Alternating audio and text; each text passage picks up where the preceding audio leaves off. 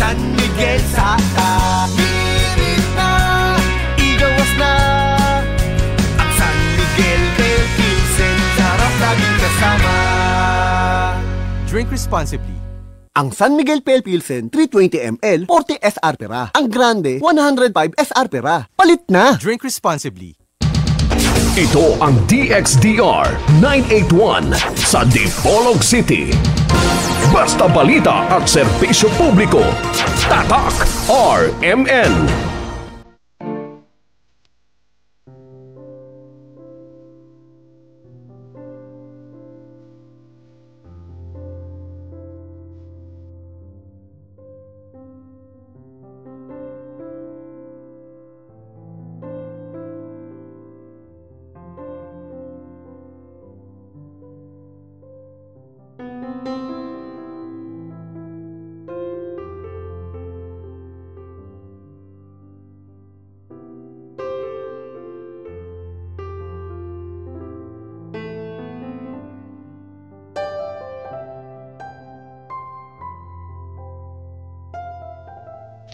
Sa ngalan ng Ama, ng Anak at ng Espiritu Santo. Amen. Ang palatuntunang liwanag at mga sagot Katoliko, sumahimpapawid na naman dito sa RMN Dipolog DXDR 981 sa inyong mga radyo, sa AM band, sa FM 94.1. As usual, ang makasama ninyo, ito pa rin ang kapatid ninyo, kapatid na Silbert Dondoyano Sr. alias Veritas. Sinamahan sa ating mga kapatid sa technical side, kasama ang Radio Man Dani Luod, kasama ang Radio Man Tax Ilumba, at as usual, ating paunang paggalang sa ating ama ng ating istasyon, kasama ang Radio Man Edgar Dagumo, of course, with sa kaniyang staff, sa lahat ng kaniyang buong staff ng RMN Dipolog. Ating paggalang sa kanilang lahat na hindi na lang natin papangalanan. Okay, at of course, huwag natin kakalimutan ang paggalang natin sa ating spiritual lama dito sa Diocese of Dipolog, the Most Reverend Severo Cairmari, kasama ang mga kaparian na tumulong sa kaniya sa gawaing pastoral. Okay, buwan ng Hunyo na. Okay, pizza 2, sa bulan ng Hunyo. Ibig sabihin, nag-effect na ang reshuffling sa ating mga kaparian. Kanina, nakadalawa ko sa misa, 5 a.m. na misa. Napansin na natin na iba na ang nagmimisa. Okay. Hindi na yung nakasanayan natin na before. Okay. So, welcome sa ating mga kaparian sa mga parokya natin. Welcome dahil bago. Okay? At naalala ko ang sinabi ng pari kanina na nagbimisa sa pagsamba namin na sana tanggapin ninyo kami at ipag-pray dahil hindi naman daw sila perpekto. Okay? So, yan ang gagawin natin, Ipag-pray natin ang ating mga kaparian dahil katulad din natin sila, makaramdam ng mga emosyon at maaaring magkamali ng personal, So, ipagdasal natin ang ating mga kaparian. Ngayon, ating inaalala ang solemnity of the body and blood of Jesus Christ. Okay. Solemnidad ng katawan at dugo ng ating Panginoong Hesukristo. Okay? Last Sunday, ang ating inalala ang solemnidad ng Santissima Trinidad na ngayon ang katawan at dugo na ng Panginoong Hesukristo. Hindi dapat kakalimutan natin ang mga sinabi ng Panginoong Hesukristo, kung hindi ako nakalimot, sa Aklat ng Juan, sa Kapitulo 6 ng sinabi ng Panginoong Hesukristo, ang katawan ko ay tunay na pagkain. At ang kaniyang dugo, ang tunay din na inumin. Ang sino mang kakain ko o sa katawan ko at iinom sa dugo ko, may buhay na walang hanggan. Hindi mamamatay, no? Of course, hindi po ibig sabihin nito yung physical na kamatayan, no? Dahil tayong lahat dadaan sa physical na kamatayan. Okay? Spiritual na kamatayan ang ibig sabihin nito, na hindi tayo spiritually dead. Kung ating sa Bisaya pa makalawat. Matanggap ang katawan at dugo ng Panginoong Hesukristo. At alam naman natin na makain natin ang katawan at dugo ng Panginoong Hesukristo sa communion. Yung tinawag natin ngayon na the Holy Mass. Kaya kung tunay Kristiyano tayo, dadalo tayo sa misa. Dahil nasa misa o the breaking of the bread, makakain natin ang katawan at dugo ng Panginoong Hesukristo. May mga nagtatanong na bakit daw yung ibigay ng pare yung paan lang o ostya lang na naging katawan ng Panginoong Hesukristo. Bakit wala yung bino na maging dugo ng Panginoong Hesukristo? Talking about faith, kung ang pag-usapan Diyos, kung ang pag-usapan kapangyarihan sa Diyos, hindi po maging kulang kung ang ibigay ng pare yung ostya o pan lang na maging katawan ni Kristo. Bakit? Kung yan lang ang ibigay ng pare, ibig sabihin, nandiyan na lahat. Kahit saan dyan, no? Yung katawan at dugo, kahit isa lang ang kakainin mo diyan, hindi tayo makulangan, no? Sa paniwalang ang katawan at dugo ni Kristo, buhay na katawan ni Kristo, inseparable. Hindi po sa Bisaya pa magbubulag. Hindi po ma-separate, no? Pag sinabing buhay na katawan ni Kristo, ibig sabihin nandiyan na rin ang dugo. May buhay ba na katawan na walang dugo? Diba? Mga kapatid at mga magulang. Logic. Sa reasoning, no? Sa lohika. Kapag buhay ang isang katawan, ibig sabihin may dugo na. Kahit na hindi banggitin ng dugo, nandyan pa rin ang dugo dahil buhay na katawan kasi. Diba? So, meron pang ibang biblical basis tayo nito, but kahit na ito lang ang ating gawing basihan o premise, na sa paniwalang Katoliko, for economic reason din, sabutable naman, maunawaan naman ng Panginoon na especially sa mga panahon ngayon na ang dami ng mga Kristiyano, ang dami ng mga Katoliko, parang bang gawin nating imposible, na wala namang imposible sa Diyos, at makatarungan naman kung ang ihanda ng pare para sa atin na nanampalataya yung pan lang o ostya lang, no? Sa paniwalang, hindi naman tayo makulangan dahil pag sinabing buhay na katawan ni Kristo, yung pan o ostya, maging buhay na katawan ni Kristo, nandyan naman ang dugo. Sa economic reason din, no? Alangan naman kapag ang dami ng mga tao, dami na kasing mga Katoliko, ang dami kayang ihandang bino o wine ng simbahan? Di ba?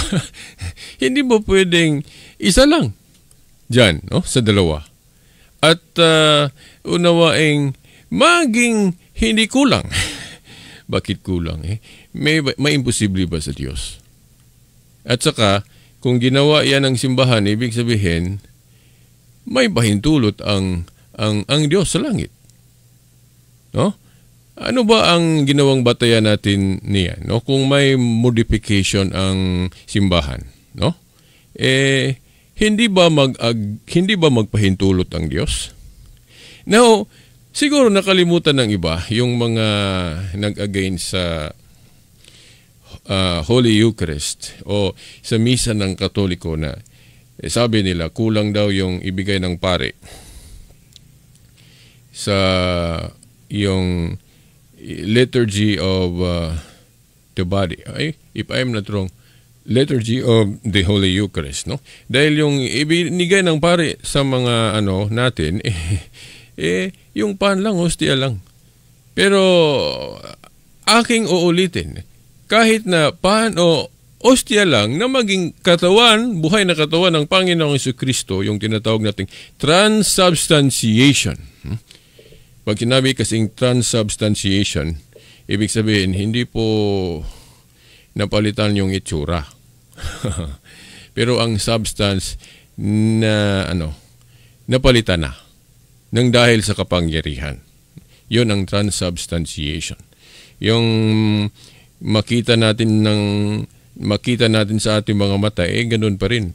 Paan pa rin, hostia pa rin. Pero nang dahil sa kapangyarihan ng Diyos, mag-iba na ang substance nito. Hindi po ito imposible. Lucas 1:37, wala pong imposible sa Diyos. At dahil turo ito ng simbahan, ibig sabihin, Diyos din ang may pakana nito. O nag-guide nito. Now, huwag niyong kalimutan yung sinabi sa Mateo 18 at versikulo 18, no? Mateo kapitulo 18, versikulo 18, nang ang Panginoong Jesucristo naghahayag ng mga salita na nagbigay siya o ang Diyos sa kaniyang simbahan na kung anuman ang ipagbawal at ipahintulot sa simbahan niya, ipagbawal at ipahintulot din ito sa langit. So, ibig sabihin, kung may modification sa sistema at reasonable naman, mag-approve ang Diyos sa langit. Di ba? Ito ngang pagdeklara kung ilan ang bilang sa mga aklat ng Bagong Tipan, nagawa ito ng simbahan, nagawa ito ng mga obispo sa pamamagitan ng mga konsilyo o council ng simbahan. Di ba? Kasi kung tingnan natin ang Biblia, panahon ng mga apostol, wala pa silang deklarasyon kung ilan ang bilang sa mga aklat ng Bagong Tipan. Sa ating napag-alaman sa history, fact ito, hindi ito gawa-gawa lang natin na walang basihan. Okay. Nasa history ito, no? Gawa ng mga konsilyong Katoliko ang pagdeklara kung ilan ang bilang sa mga aklat ng Biblia.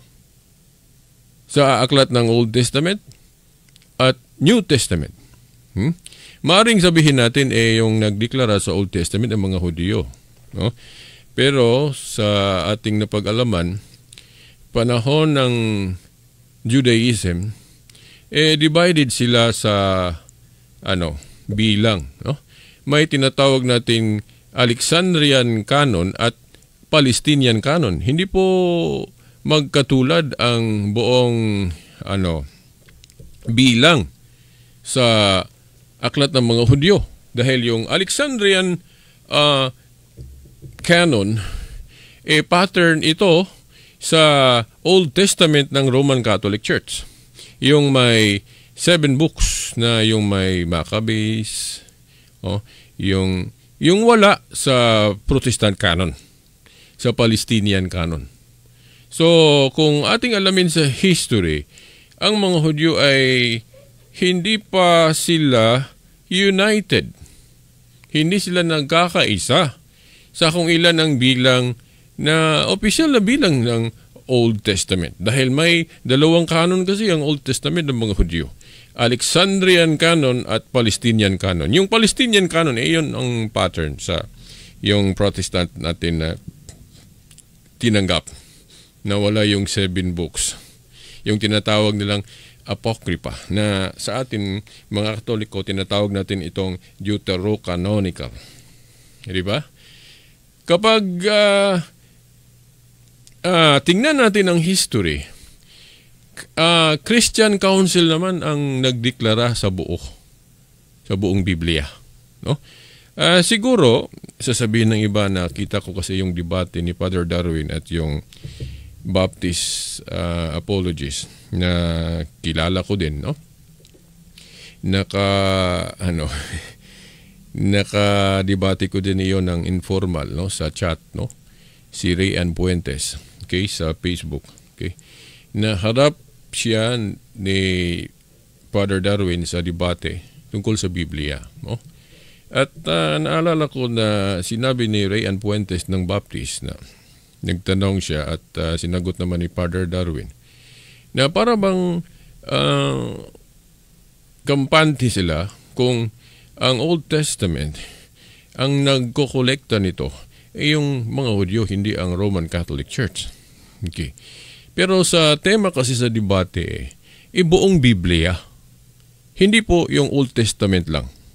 Kasi yung kinokolekta ng Katoliko, yung Old at New. Ibig sabihin, yung Old na kinokolekta ng mga Hudyo, kinokolekta din ng Katoliko. Di ba? Ang debate kasi, patunayan na ang buong Biblia. Pag sinabi kasing buong Biblia, Old at New. Kung ang pag-usapan ni Old lang, hindi po ito matatawag nating buong Bible. Di ba? Kasi pag sinabing buong Bible, ibig sabihin, may Old at may New Testament. Sino ba ang nagkokolekta nito? Yung Biblia na may Old at New. Roman Catholic Church. Di ba? Pero nang nagtanong si Rian Puentes ng Baptist na, kayo ba ang nagkokolekta ng Old Testament? Natural, kapag origin sa Old Testament, mga Hudyo. Pero yan, kinokolekta ng mga Hudyo, kinolekta din ng Roman Catholic Church. Dahil parte ito sa maging buong Biblia. Pero hindi mga Hudyo ang nagkokolekta. Nag-compile ng New Testament dahil sa napag-alaman natin, tutol naman sila sa New Testament. Di ba? Hindi kasi nila tanggap ang Panginoong Jesucristo, ang Gospel of Jesus Christ. Kaya wala silang New Testament. Di ba? Mga kapatid at mga magulang. So, parang ang nakita ko, hindi nakapokus talaga ang debater ng Baptist sa paksa. Dahil parang technical lang ang kaniyang laban. Kapag, kung tingnan natin ang paksa, parang hindi niya, in-address ang paksa ng debate. Gumawa lang siya ng mga technical questions at naghanap ng mali. Okay, sasagot ng ating pare. No? Pero kung malinaw at may isip kayong malinaw, okay, malaman ninyo kung sino ang nasa katotohanan tungkol sa paksa. No? Okay. At yung kinokolekta naman ng mga Hudyo sa Old Testament, wala naman silang ang tinatawag nating close canon. Kasi dalawa kasing canon ang mga Hudyo. Alexandrian at Palestinian. Hindi po magkatulad ang bilang nito. Diba? Mas bulky yung Alexandrian Canon na pattern sa Roman Catholic Canon ng Old Testament. Mga kapatid at mga magulang. Okay. May Maccabees. Samantalang yung Palestinian Canon ng mga Hudyo, walang Maccabees. So, ibig sabihin, hindi na close ang Old Testament ng mga Hudyo dahil hindi sila nagkakasundo. Di ba mga kapatid at mga magulang? Sino ba ang nag-close nito? Sino ba ang naghahayag ng definitive na deklarasyon? Yung mga konsilyong Katoliko. Di ba? Sinabi ng mga obispo na ang dapat tanggapin natin sa Old Testament ay yung Alexandrian Canon na may Maccabees. Di ba mga kapatid at mga magulang? Dahil malinaw naman na meron talagang prayer for the dead. No? Nasa Maccabees yan. No? At hindi iyan tanggap ng mga protestante dahil hindi sila naniniwala na may purgatory, kaya dinisregard nila ang Maccabees. So kung tutuusin, sila ang nagbawas. Hindi tayo mga Katoliko ang nagbawas. Silang nagbawas. Binawasan nila ng libro dahil salungat sa paniwala nila yung nasa Maccabees. At hindi lang Maccabees. May mga verses din na nasa Deuterocanonical na tinawag nilang Apocrypha na supported sa ating Christian Catholic teaching, mga kapatid at mga magulang. Hindi nila tinanggap dahil matalo sila sa mga diskusyon, mga debate. So, ang gawin nila, disarmahan nila tayo. Okay. Bawasan nila ang ating basihan. No? Sasabihin nila, huwag kayong gagamit ng Maccabees. Huwag tayong pagamitin nila ng Maccabeo dahil talo sila kapag ang paksa ay purgatory. Hindi naman mabasa letra por letra. Depende naman sa version o salin ng Biblia. Kapag Ingles, Bisaya, walang salitang purgatory na mahanap natin sa Biblia. Liban na lang kung Latin or Espanyol na Biblia ang ating gagamitin, yung purgatorium, purgare. Pero sa Ingles, wala. Pero kahit na wala ang letra, pero ang ibig sabihin, pinahiwatig pa rin sa Biblia, tanggap naman yung tinawag nating implication o implied statement. Kahit na sa korte, both implied at explicit tanggapin, hindi lang yung letra por letra o explicit. Kaya, by the way, munti ko makalimutan, mamayang hapon pala may religious debate na naman akong dadaluhan. Okay. Ang gatunggali ko mamaya, ang debate namin Bisaya, naging gatunggali ko na, sa ibang paksa, Kung palagi kayong nakikinig dito sa RMN Dipolog, si Brother Edgardo Sumilay, na kung hindi ako nagkakamali at nakalimot, former Church of Christ minister na nag-iba, lumipat siya ng paniwala, iniwanan niya yung Church of Christ at naging teacher na naman siya sa bagong nilipatan niyang grupo. Okay, may debate kami mamaya sa Bisaya. Paksa namin, patunayan ko bakit Roman Catholic Church ang tunay na sinimulan o tatag ng Misaya o ng Panginoong Jesucristo. So, okay, pakinggan ninyo ang debate namin kung makaintindi kayo ng Bisaya. Mamayang hapon, 1:00 hanggang 12:30. Okay, papatunayan ni Veritas itong lingkod ninyo. Bakit Roman Catholic ang tunay na church ni Messiah o ni Kristo? Tunay na Church of God. Bakit naging Roman Catholic Church ang tunay na sinimulan ng Panginoong Jesucristo? Okay, so mamayang hapon, okay, abangan ninyo ang aming friendly debate, ni Brother Sumilay, So, 2 minutos na lang. Okay. Ano ba yung nasabi na natin sa paksa? Okay. Yung tungkol sa katawan at dugo ng Panginoong Jesucristo. Hindi po tayo makulangan. Okay. Sa Bisaya pa. Buo pa din. Sa paniwalang ang buhay na katawan ni Kristo meron ng dugo. Kahit na hindi banggitin yung dugo, pero merong dugo. Dahil ang buhay na katawan, hindi natin masabing buhay kung walang dugo. Di ba? Mga kapatid at mga magulang. So, kapag ang ibinigay ng pare sa communion, yung pan o ostya lang, huwag niyong isipin yung iniisip ng mga nag-against sa atin, yung mga hindi Katoliko. No? Alam naman natin kapag hindi Katoliko ang mag-interpret sa ating paniwala, talagang lulubagin nila. Mamaliin nila katulad sa mga larawan at tribulto. Hindi naman Diyos-Diyosan ang ating mga larawan at tribulto, pero gawin nilang Diyos-Diyosan. Di ba? Mamaliin nila ang ating paniwala. Ganon din sa Holy Eucharist. No? Kapag ang ibinigay ng pare yung pan lang o ostya lang na maging buhay na katawan ni Kristo, walang kulang kung pan lang. Dahil ang buhay na katawan may dugo na. Diba, mga kapatid at mga gulang? Hindi yun gagawin ng pare kung makulangan tayo. Mga kapatid at mga magulang. So, paniwala. Okay? Wala na po tayong oras hanggang sa susunod na linggo. Ito pa rin ang kapatid na Silbert ang magsasabi, sa ngalan ng Ama, ng Anak at ng Espiritu Santo. Amen.